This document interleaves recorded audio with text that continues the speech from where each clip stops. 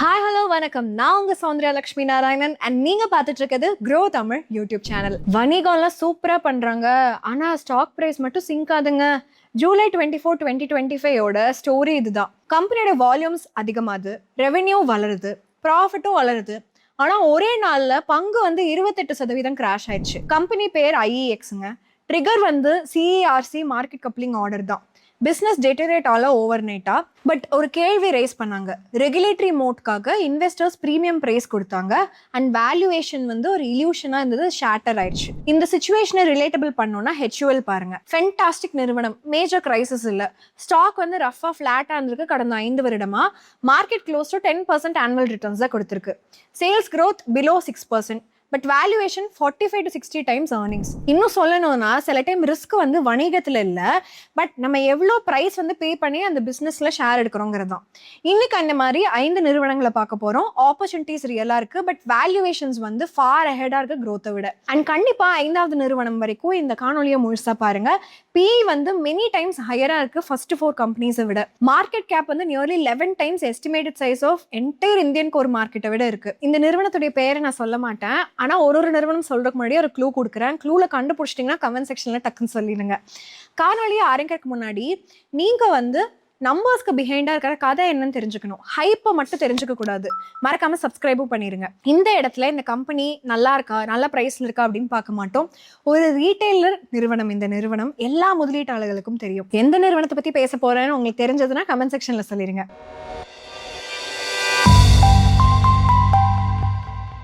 ஃபர்ஸ்டா பேச போறது டிமார்ட்.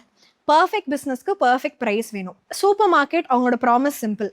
எவ்ரிடே எசென்ஷியல்ஸ் லோவர் பிரைஸ்ல கிடைக்கும். அதுதான் அவென்யூ சூப்பர் மார்ட்ஸ். நிறுவனத்தோட பேர் டிமார்ட். கம்பெனி நிறைய ஸ்டோர்ஸ் வச்சிருக்காங்க. ரெண்டல் ப்ரெஷர் கம்மியா இருக்கு.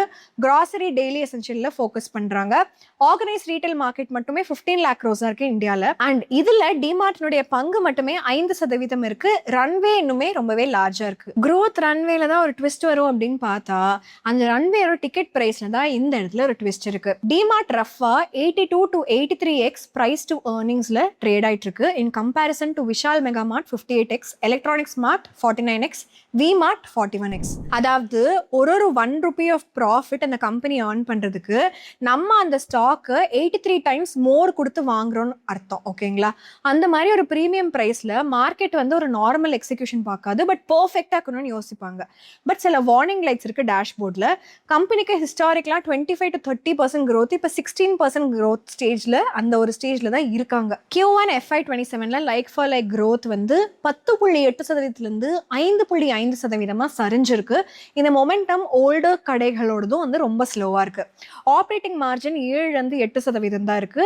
And inventory turn over ratio 14.8x FY23லேருந்து 12.8x FY26ல கம்மியாக இருக்கு. ஃபிக்ஸ்ட் அசெட் டர்ன் ஓவர் அப்புறம் ரெவென்யூ பர் ஸ்கொயர் ஃபுட்டும் பயங்கர ப்ரெஷரில் இருக்குன்னு சொல்லலாம்.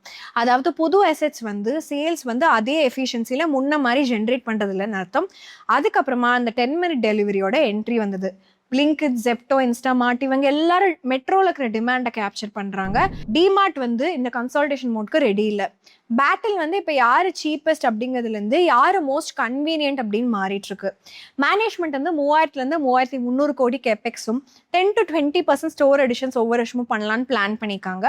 அதனால தான் சேம் ஸ்டோர் growth என்ன, அசெட் ப்ரொடக்டிவிட்டி எப்படி இருக்கு, கேஷ் கன்வர்ஷன் பார்க்கணும். வேர்டிக்ட் என்னன்னா டிமார்ட் ஒரு ஹை குவாலிட்டி வணிகமா இருக்கலாம், பட் 83x ஏர்னிங்ஸ் ஒரு ஸ்மால் எக்ஸிகியூஷன் மிஸ் இருந்தாலும் பெரிய வேல்யூஷன் கரெக்ட் ஆகும்.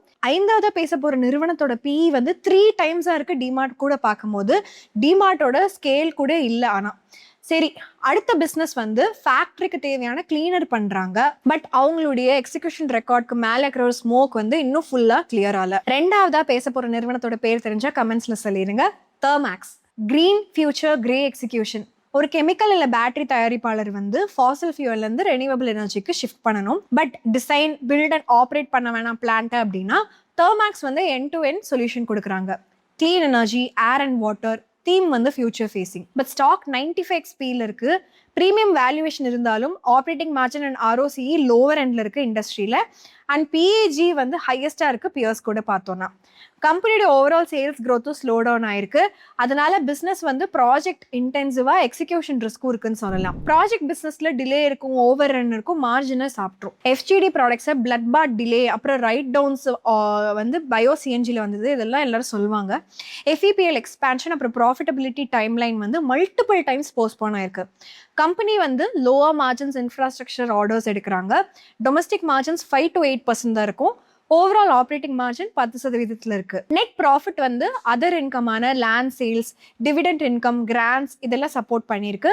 அதனால தான் நம்ம குவாலிட்டி ஆஃப் ஏர்னிங்ஸ் எப்படி இருக்குங்கிறத முக்கியமாக பார்க்கணும். சில ப்ரெஷர் பாயிண்ட்ஸ் வந்து விசிபிளாக இருக்குது ஆப்ரேஷனலாக. ஃபிக்ஸ்ட் அசட் டர்ன் ஓவர் வந்து கண்டினியூஸாக டிக்ளைன் ஆயிருக்கு. மெயினாக heavy upfront investments renewable BOO ப்ராஜெக்ட்ஸில் பண்ணதுனால அசட்ஸ் வந்து இமீடியட்டாக ஆட் பண்ணிடுவாங்க. பட் ரெவென்யூ 10 to 25 இயர்ஸில் தான் ஜென்ரேட் பண்ண முடியும். FY26ஓட ஆப்ரேட்டிங் கேஷ் ஃப்ளோ வந்து 1080 crores-லேருந்து 542 crores ஃபால் ஆயிருக்கு. Higher working capitals and delay DPC ப்ராஜெக்ட்னால இது வந்து ஒரு புல் கேஸும் இருக்குது. Investment 4000 crore around 1 gigawatt capacity. Renewable business by FY28 வந்திருக்கு. 30% ஆர்டர் இன்ஃப்ளோ FY26ல வந்திருக்கு. பட் ஒரு ஆர்டர் வந்திருக்கு, அதை வந்து ப்ராஃபிட்டபிள் ரெவென்யூவாக கன்வெர்ட் பண்ணுறது ரெண்டுமே வேற கதை தாங்க. அதை நம்ம பார்த்து தான் தெரிஞ்சுக்கணும். வேர்டிக்ட் என்னன்னா, இந்த தெர்மேக்ஸோட ஆர்டர் டு ரெவென்யூ கன்வர்ஷன் எப்படி இருக்குன்னு பார்க்கணும். ப்ராஜெக்டோட மார்ஜின்ஸ் பெட்டராக தான் பார்க்கணும். அண்ட் கேஷ் ஃப்ளோ இது ரொம்ப முக்கியமாக நம்ம பார்க்கணும்.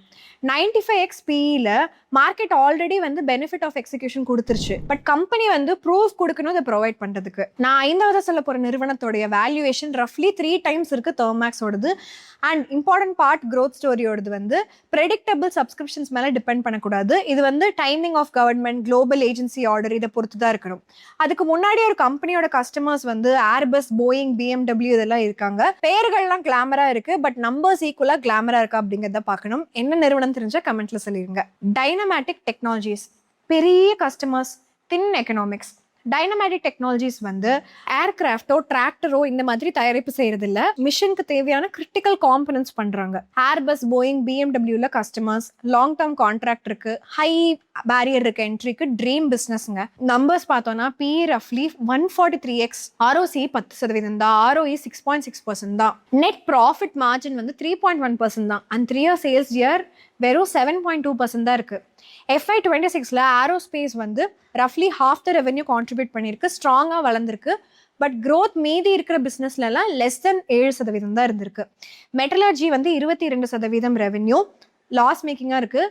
UK ஹைட்ராலிக்ஸும் சப்ளை செயின் டிஸ்ட்ரப்ஷன்ஸ் ஃபேஸ் பண்ணிருக்கு, லாஸஸ், நெகட்டிவ் எபிட்டாலாம் பார்க்குது. Q4 FY26ஓட headline revenue growth 13.8%, but constant currency growth வந்து 7.1% தான். அது கரன்சி மூவ்மெண்ட்னால தான் வந்தது. ஏர்னிங்ஸும் வந்து volatile and other income support பண்ணியிருக்கு.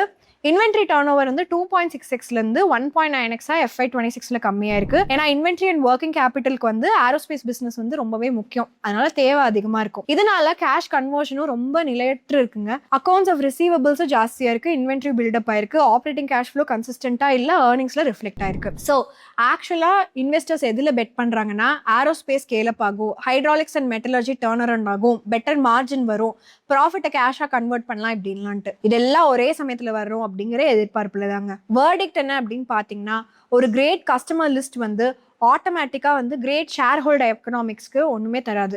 143x ஏர்னிங்ஸ் வந்து ஒரு ஸ்டோரி வந்து வெறும் கான்ட்ராக்டில் இருக்கக்கூடாது, பட் சஸ்டெயினபிளாக வருவாய் கொடுக்கணும், கேஷ் ஃப்ளோவும் கொடுக்கணும். அண்ட் நான் 5வது சொல்ல போகிற பங்கு வந்து ஆல்மோஸ்ட் டைனமேட்டிக்கோட டபுளாக இருக்கும் PE. இந்த நிறுவனத்துடைய இந்தியன் கோர் மார்க்கெட் வந்து வெறும் 3% தான் கான்ட்ரிபியூட் பண்ணுது. நேமை கெஸ் பண்ணியிருந்தீங்கன்னா 5வது கம்பெனின்னு கமெண்ட் செக்ஷனில் சொல்லிடுங்க. பட் அதுக்கு முன்னாடி 4வது கம்பெனி என்ன அப்படின்னு பார்த்தீங்கன்னா, இவங்க ஒரு இன்விசிபிள் ப்ராடக்ட் பண்ணுறாங்க. இது இல்லாமல் ஸ்டீல் பிளான்ட்டோ ஹாஸ்பிட்டலோ ஹால்ட் ஆயிரும். என்னன்னு தெரிஞ்சதுன்னா கமெண்ட் செக்ஷனில் சொல்லுங்கள். Linde India essential product, expensive expectation இருக்குது. ஸ்டீல் ஃபர்னேஸ்க்கு ஆக்சிஜன் 24/7 வேணும், ஹாஸ்பிட்டல் வந்து மெடிக்கல் கேஸ் வேணும், அண்ட் ஃபேக்ட்ரிஸ்க்கு ஸ்பெஷாலிட்டி கேஸ் வேணும். கரெக்டாக லிண்டே இந்தியா வந்து பில்ட் பண்ணி ஓன் பண்ணி இந்த கேஸ் பிளான்ஸ் எல்லாத்தையும் கிளைண்ட்ஸ்க்காக ஆப்ரேட் பண்ணுறாங்க. லாங் டேர்ம் BOO கான்ட்ராக்ட்ஸ், அதாவது build own and operate contracts வந்து ரெக்கரிங் வருவாய் கொடுக்குது அண்ட் பிஸ்னஸ் விசிபிலிட்டியும் கொடுக்குது. Business essential, margin strong, valuation பார்த்தீங்கன்னா 105x PE and 22.8x price to sales இருக்குது. கடந்த 2 வருடமா சேல்ஸ் growth வந்து நெகட்டிவ் சிங்கிள் டிஜிட் ரேஞ்ச்ல இருக்கு. ரெவென்யூ இந்த ப்ராஜெக்ட் இன்ஜினியரிங் டிவிஷன்ல இது வந்து 32% ரெவென்யூ கான்ட்ரிபியூட் பண்ணுது, 11% ஃபால் ஆயிருக்கு. எபிட்டா மார்ஜின் அந்த கேஸ்னுடைய வணிகத்துல 36% ரீச் பண்ணிருக்கு, ஹையர் மார்ஜின் மிக்ஸ்னால. பட் மேனேஜ்மெண்ட் வந்து இன்டென்ஸ் காம்படிஷன் அண்ட் பிரிடேட்டரி பிரைசிங்கை பத்தி கண்டிப்பா வார்ன் பண்ணியிருக்காங்க. இந்த BOO or build own operate model வந்து பயங்கர சவாலை ஃபேஸ் பண்ணிருக்கு. ஏன்னா சில ஸ்டீல் கஸ்டமர்ஸ் வந்து அவங்க ஓன் ஆக்ஸ்டர் அவங்க பிளான்ட்டுக்கு யூஸ் பண்ணலான்னு வந்து அவங்க பாக்குறாங்க, லாங் டர்ம் கான்ட்ராக்ட் சைன் பண்றதுக்கு பதிலா. கவர்னன்ஸும் நம்ம பார்த்துட்டே இருக்கணும். ரிலேட்டட் பார்ட்டி டிரான்சாக்ஷன் ரெசல்யூஷன்ஸ் வந்து ரிஜெக்ட் ஆயிருக்கு ஷேர் ஹோல்டர்ஸ்னால 2021 அண்ட் 2026ல. ரெகுலேட்டரி கிளாரிஃபிகேஷன் அந்த டிரான்சாக்ஷன் லிமிட்ஸ்ல ஃபர்தரா இந்த கன்சர்னை ஹைலைட் பண்ணிருக்கு. கம்பெனியோட ஆர்டர் புக் வந்து அப்ராக்சிமேட்டா 2500 crores இருந்தாலும், ஆல்மோஸ்ட் FY26ஓட சைஸா இருந்தாலும், அந்த 105x ஏர்னிங்ஸை ஜஸ்டிஃபை பண்றதுக்கு ஆர்டர் புக் வந்து ஃபாஸ்டரா கோர் growth-ஆ கன்வெர்ட் ஆகும். வேர்டிக்ட் என்னன்னா, லிண்டேயோட பிசினஸ் வந்து ரெசிலியண்டா இருக்கலாம், பட் வேல்யூவேஷன் ஆல்ரெடி வந்து ரெசிலியன்ஸை விட ஜாஸ்தியாக எக்ஸ்பெக்ட் பண்ணுது, ஆக்சலரேஷன் தேவைன்னு பார்க்குது. இன்வெஸ்டர்ஸ் வந்து இந்த 4 கோர் விஷயத்தை பார்க்கணும்: growth, ஆர்டர் எக்ஸிக்யூஷன், மார்ஜின்ஸ், அப்புறம் கவர்னன்ஸ். இப்போ அந்த 5வது நிறுவனம் என்ன அப்படின்னு பார்க்கறதுக்கு வந்துட்டோம். அன்டில் நவ் ஹையஸ்ட் பி வந்து 143x. இந்த கம்பெனியோட பி வந்து ரஃப்லி 280x. Most expensive price to sale ratio 22.8x பார்த்தோம். ஆனால் இந்த நிறுவனத்தோடது 80x. இந்தியாவுடைய மார்க்கெட் ஷேர் வெறும் 3% தான் இருக்கு. இந்த நிறுவனத்தோட பெயர் வந்து கியூபிட் லிமிடெட். இது ஒரு வளர்ச்சியின் கதையா இல்ல ஸ்கை ஸ்கிரேப்பரை எக்ஸ்பெக்ட் பண்ணிட்டு பார்த்துட்டு இருக்கோமான்னு தெரிஞ்சுக்கணும். சவுத் ஆப்பிரிக்கால கருத்தரை உடை வந்து நிறைய வேணும் ஹெச்ஐவி ப்ரிவென்ஷன் கேம்பெயின்க்குனா இந்த நிறுவனத்தினால மேனுஃபேக்சர் பண்ணி சப்ளை பண்ண முடியும். இந்த கம்பெனி 100க்கும் மேற்பட்ட கண்ட்ரீஸ்க்கு எக்ஸ்போர்ட் பண்றாங்க. இவங்களுடைய போர்ட்ஃபோலியோல கருத்தரை உடை, ஐவிடிக்கு தேவையான kids, deodorant, perfume, hair oil, இந்த மாதிரி விஷயங்கள்லாம் இருக்கு. வணிகம் niche and revenue and margins வந்து இம்ப்ரூவ் ஆயிருக்கு FY26ல. பிரைஸ் டு சேல்ஸ் வந்து ரஃப்லி 80x, பிஜி 8x. ஹிஸ்டாரிக்கலா ஸ்டாக் வந்து 20 to 60x ஏர்னிங்ஸ் கொடுத்துருக்கு. வேல்யூவேஷன் ரீரேட் ஆயிருக்கு பிசினஸை விட ஃபாஸ்டரா. மேன்கைண்ட் ஃபார்மா 14,000 crore ரெவென்யூ வந்து 53x பியில் இருக்கு, அண்ட் டியூரெக்ஸ் ஓனரோட ரெக்கிட் வந்து 11xல இருக்கு.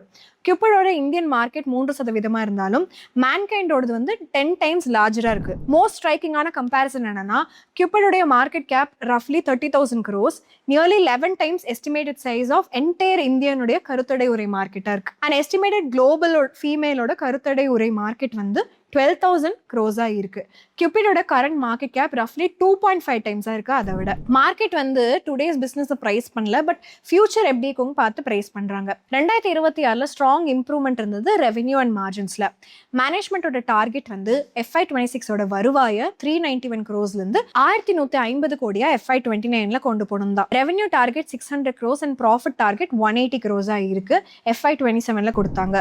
சவுத் ஆப்பிரிக்காவோட 5-year government contract strong positive. Annual revenue 115 crores இருக்கு, almost 30% of FY26 revenue. But gap என்னன்னு பார்த்தீங்கன்னா, கரண்ட் விசிபிள் ஆர்டர்ஸ், அப்புறம் மேனேஜ்மெண்ட் ஆம்பிஷியஸாக இருக்காங்க கைடன்ஸில். ஃப்ரெஷ் ஆர்டர் இன்ஃப்ளோ வந்து ரேப்பிடாக ஸ்கேல் ஆகணும். ரிஸ்க் என்னன்னு பார்த்தீங்கன்னா, 59% வருவாய் எக்ஸ்போர்ட்லேருந்து வருது, அண்ட் மார்ஜின்ஸ் வந்து சப்போர்ட் வந்து என்ன பண்ணிக்குன்னா ஃபேவரபிள் கரன்சி தான் சப்போர்ட் பண்ணிக்கு. இந்த கருத்தடை உரை வந்து 17% ஆஃப் ரெவென்யூ கொடுக்குது, பட் டெண்டர் வருது, ஷிப்மெண்ட் டிலே, ஆர்டர் கான்சென்ட்ரேஷன் எல்லாம் நிலையற்ற தன்மையாக கிரியேட் பண்ணும். B2C FMCG புஷ் வந்து வேற ஒரு பிளேயா இருக்கு. பிராண்ட் டிஸ்ட்ரிபியூஷன், மார்க்கெட் எக்ஸிக்யூஷன், இது எல்லாமே ப்ரூவனா எக்ஸிக்யூட் பண்ணணும். வேர்டிக் என்னன்னு பார்த்தீங்கன்னா, கியூபிடோட வளர்ச்சி உண்மையா இருக்கலாம், பட் ஆப்பர்ச்சுனிட்டியும் உண்மையா இருக்கலாம்.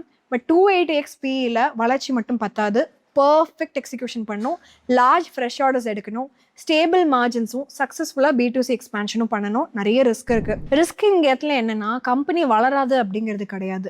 ரிஸ்க் என்னன்னா, கம்பெனியுடைய வளர்ச்சியும் அந்த ப்ரைஸும் வந்து மேட்ச் ஆகுமா அப்படிங்கிறது தான். சூப்பர் கம்பெனி அப்படின்னா சூப்பர் இன்வெஸ்ட்மெண்ட், எந்த ப்ரைஸில் வேணால் வாங்கலாம் அப்படிங்கிற ஒரு மித்தை வந்து பர்ஸ்ட் பண்ணும் அப்படிங்கிறதுக்காக தான் இன்னைக்கோட காணொலி. நம்ம 5 கதைகள்லையுமே பேட்டர்ன் அதே தான். டிமார்ட்டோட குவாலிட்டி ஸ்ட்ராங்காக இருக்குது, பட் சேம் ஸ்டோர் க்ரோத் அப்புறம் அசெட் ப்ரொடக்டிவிட்டி லோவாக இருக்குது. தெர்மாக்ஸோட ஆப்பர்ச்சுனிட்டி ஸ்ட்ராங்காக இருக்குது, பட் ப்ராஜெக்ட் எக்ஸிக்யூட் பண்ணுறது, கேஷ் கன்வர்ஷன்ஸ் இதெல்லாம் மிக்ஸ்டாக இருக்குது. டைனமேட்டிக்கில் கஸ்டமர்ஸ் ப்ரெஸ்டீஜியஸாக இருக்காங்க, பட் ரிட்டர்ன் மார்ஜின்ஸும் க்ரோத்தும் வீக்காக இருக்குது. லிண்டேல பிஸ்னஸ் வந்து எசென்ஷியல், பட் க்ரோத் வந்து வேல்யூவேஷனுக்கு பின்னாடி தான் இருக்குது. கியூபிட்ல க்ரோத் ரொம்ப ஆம்பிஷியஸாக இருக்குது, பட் எக்ஸ்பெக்டேஷன்ஸ் வந்து பிஸ்னஸில் போக போக சில ஸ்டெப்ஸ்க்கு அப்புறம் தான் தெரியும். வேல்யூவேஷன்ஸ் வந்து கிராஷ்கான ஒரு ரீசன் கிடையாது. ஒரு எக்ஸ்பென்சிவ் ஸ்டாக் வந்து இன்னும் எக்ஸ்பென்சிவாக வாய்ப்பு இருக்குது. பட் ஹை வேல்யூவேஷன்ஸ் வந்து மார்ஜின் ஆஃப் சேஃப்டியை ரெடியூஸ் பண்ணும். ஏதோ ஒரு ரெகுலேஷன் மாற்றம், ஒரு வீக் குவார்ட்டர், ஒரு டிலேட் ப்ராஜெக்ட், ஒரு மிஸ் பண்ண டார்கெட்னா ரீரேட்டிங் ட்ரிகர் ஆகும். IAX வந்து 28% ஃபால் ஆச்சு அண்ட் எக்ஸாக்டாக இதே விஷயத்தை தான் நமக்கு காட்டியிருக்கு. ப்ரைஸ் வந்து பர்ஃபெக்ஷனாக அசியூம் பண்ணால் ஒன் கொஷின் இனஃப் கிடையாது. சரி, நான் முன்னாடியே சொன்ன மாதிரி இது பை ஆர் செல் ரெக்கமெண்டேஷன் கிடையாது, இது ஜஸ்ட் ஒரு வேல்யூவேஷன் அனாலிசிஸ் தான். உங்களை பொறுத்த வரைக்கும் இந்த 5 பங்குகளில் எதோட எக்ஸ்பெக்டேஷன் ரொம்ப ஜாஸ்தியாக ப்ரைஸன் பண்ணிக்காங்கன்ட்டு அந்த நிறுவனத்தோட பெயரையும் அண்ட் எந்த நம்பர் ரொம்ப அலாமிங்காக இருக்குன்னு நீங்கள் நினைக்கிறீங்களோ அதை கமெண்ட் செக்ஷனில் சொல்லிடுங்க. அண்ட் இந்த மாதிரி எவிடன்ஸ் பேஸ்டு ஒரு வணிகத்தையும் பிரேக் டவுன் பண்ணணும்னா எந்த வணிகத்தை அடுத்து பண்ணலான்னு கமெண்ட் செக்ஷனில் சொல்லிடுங்க. இன்னும் ஒரு அருமையான காணொலியில் நம்ம எல்லாரும் சந்திக்கலாம். அது வரைக்கும் நன்றி, வணக்கம்.